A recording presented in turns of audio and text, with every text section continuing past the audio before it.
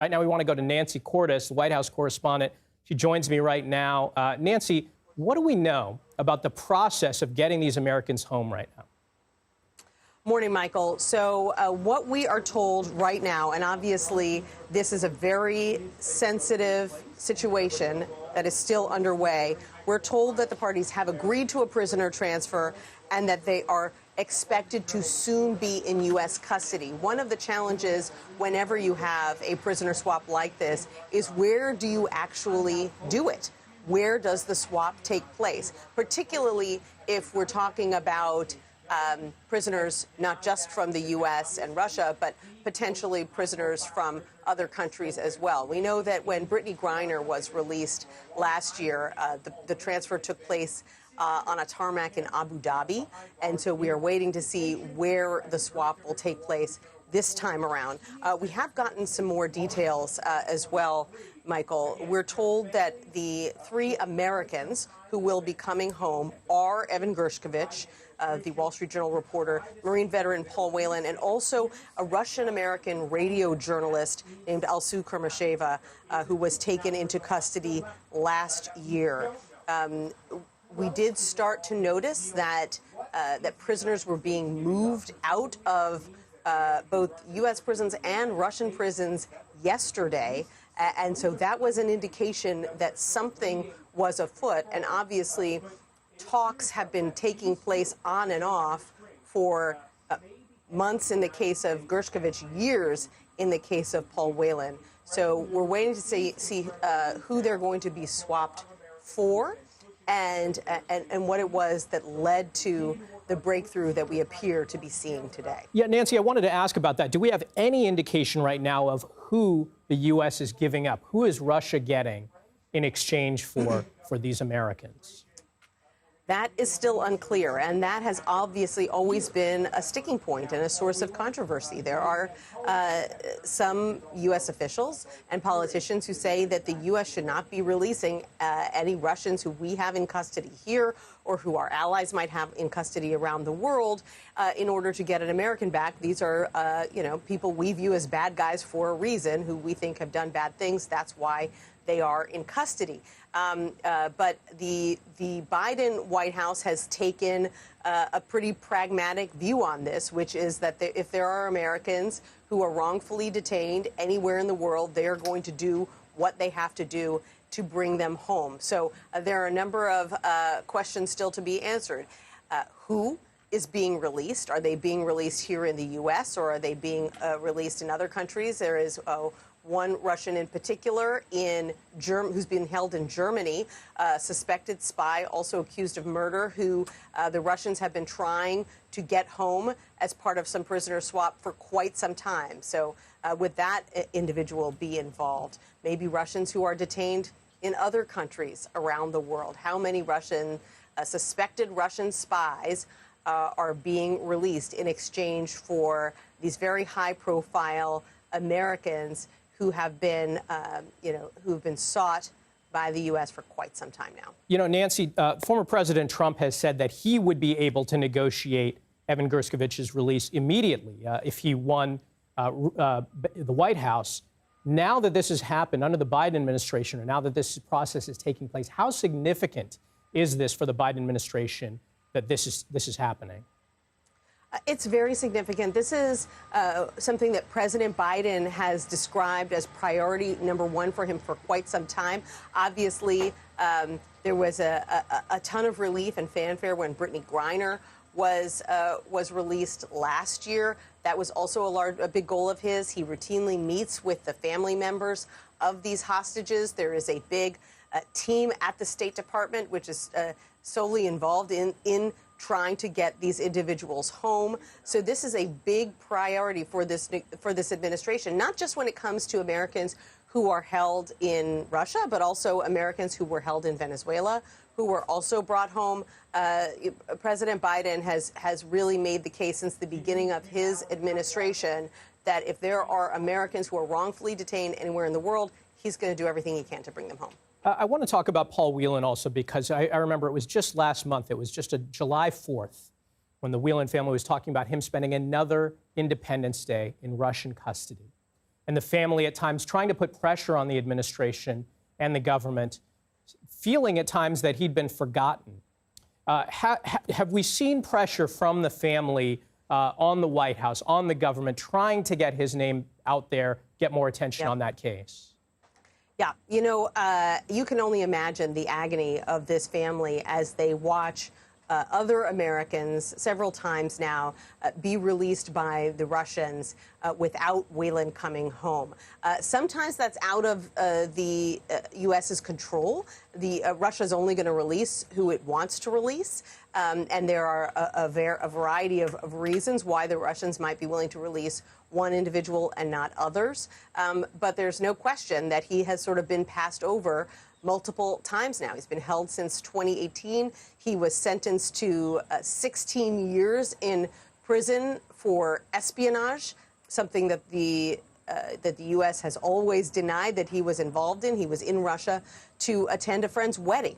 And so, you know, his imprisonment in particular is something that has weighed on this president and that this president has talked about quite a bit. And so, you know, you can imagine that, you know, as part of these talks, obviously Evan Gershkovich has gotten a lot of attention because he is a Wall Street Journal reporter. He was simply doing his job, you know, when he was taken into custody. So he's quite high profile, just as Brittany Griner was. But it was always an insistence of this administration in talks with the Russians that any prisoner swap would have to involve Whelan as well.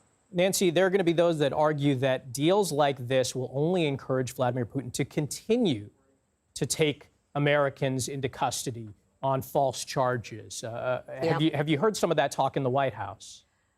We've certainly heard it on Capitol Hill, and I'm sure we'll hear it again today. There are politicians, and you'll probably hear it more from Republicans, who will argue that the U.S. is appeasing Russia by releasing Russians in exchange for Americans who have done nothing wrong. They will argue that that any time the U.S. does this, that it simply makes Americans abroad less safe, that it inspires bad actors, whether it is Vladimir Putin or some other dictator or even a private actor simply looking for a big payday, that it fuels them to take Americans hostage, knowing that either American companies or the American government will be willing to pay a big price to get them out.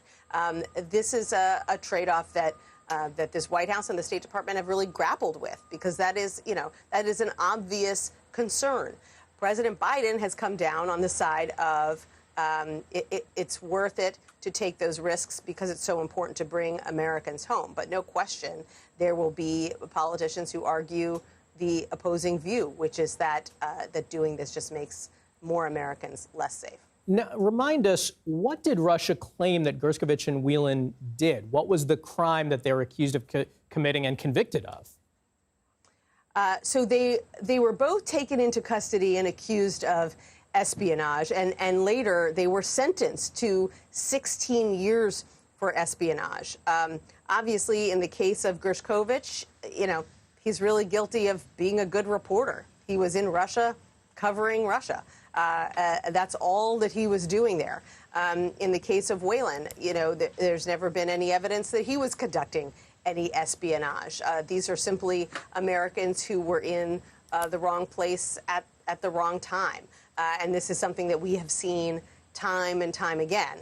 So it's a pretty old storyline. There's also this Russian-American radio journalist, a journalist for Radio Free Europe. Her name is Alsu Kurmasheva, and she was similarly accused of something like trying to incite Russian troops or to report falsely on Russian troops. Obviously, she was simply there in her capacity as a journalist as well, and we're now told that she is involved in the deal along with others. So it appears to be more a matter of convenience for the Russians about who they take into custody and when. They take individuals like Brittany Griner into custody because these are people who are relatively well known in the United States, and they believe that the U.S. will be willing to pay a higher price to get someone high profile like that back to U.S. soil. Nancy, we can't separate the fact that we are less than 100 days out from an election. And despite the fact that President Biden is no longer in that race, how significant a win is this for the administration? I think it's a major win for a president who has been pretty beaten down lately, frankly. I mean, he did not want to leave the race. He resisted it for weeks, even as members of his own party argued that he should go, that he had lost a step. He made the case over and over again that he was able to do the job, that he had gotten a lot done in his first term, and that he was prepared to get a lot done in his second term. But nevertheless, the heat just got too intense. You had members of congressional leadership from the Democratic Party basically signaling to him more and more publicly that he needed to leave the race and hand the reins over to his vice president. And that was, as you can imagine, something very difficult for this 81-year-old president who had spent decades trying to attain this position and finally had. It was not easy for him to step aside. And so there's no question that a breakthrough like this that had been sought in Paul Whelan's case for years, but in Gershkovich's case about a year, there's no question that this will be a much desired change of storyline for the president, who has really kind of laid low since handing the reins over to Harris about a week and a half ago. She is obviously now the star attraction as she crisscrosses the country running for president. And I assume that once the transfer has actually taken place and these individuals are on their way back to U.S. soil, that he will want to come out and speak publicly and explain to the American public what went into this deal. Have we seen much of Evan Gershkovich or Paul Whelan or Kurmasheva? Do we know what condition they've been in the last time we saw them? I know we saw Evan Gershkovich at his sentencing a few weeks ago. Right. They've been in various jails. They've been in penal colonies. We only see them when they have a court appearance, and Paul Whelan doesn't really have court appearances anymore because he was sentenced so long ago. So he is off. They're all in touch with U.S. officials on a regular basis. But the one we've seen the most, obviously, is Gershkovich, because he's the one who has had the court appearances over the past year.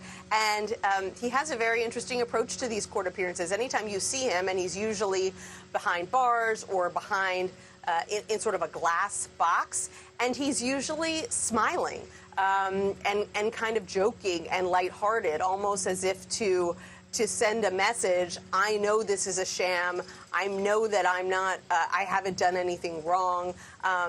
And I know why the Russians are doing this. He's also been able to communicate with his family. He plays a long-distance chess game with his father via correspondence. So, and certainly we hear from his family, we hear from executives at the Wall Street Journal quite a bit as they look to keep his story alive and to make sure that his plight is not forgotten. But it will be truly amazing to see him back on U.S. soil and to hear directly from him what he was thinking when he was in those courtrooms, when he was hearing these charges being read against him, charges of espionage, and really how he maintained his optimism and his sanity while he was being held in, what by all accounts are pretty punishing conditions over the past year and a half. Nancy, do we expect to hear from the president soon on this? I anticipate that once there is a swap, once the swap has actually happened, then we will hear from the President of the United States. That's how it typically works, that U.S. officials try to lay really low. They don't want to say anything that would jeopardize the transfer. And so they tend to say as little as possible. In fact, they tend to prefer that we don't even know about this before the swap has actually happened. Obviously, now the cat is out of the bag, but they tend to prefer to say as little as possible until we know that the swap has taken place and we know that those Americans are on their way back here to the U.S. Well, Nancy Cordes at the White House, thank you for keeping us up to date. I know you're working to get more details on this, so we will check back with you shortly. So again, to recap for our viewers just joining us, a pretty significant development. Americans who have been held hostage in Russia, prisoners for at times more than a year, in Paul Whelan's case more than 5 years, released shortly. We do believe that a deal for a prisoner swap has been made between the U.S. and Russia. Paul Whelan, Evan Gershkovich, Alsu Kurmasheva, all expected to be released.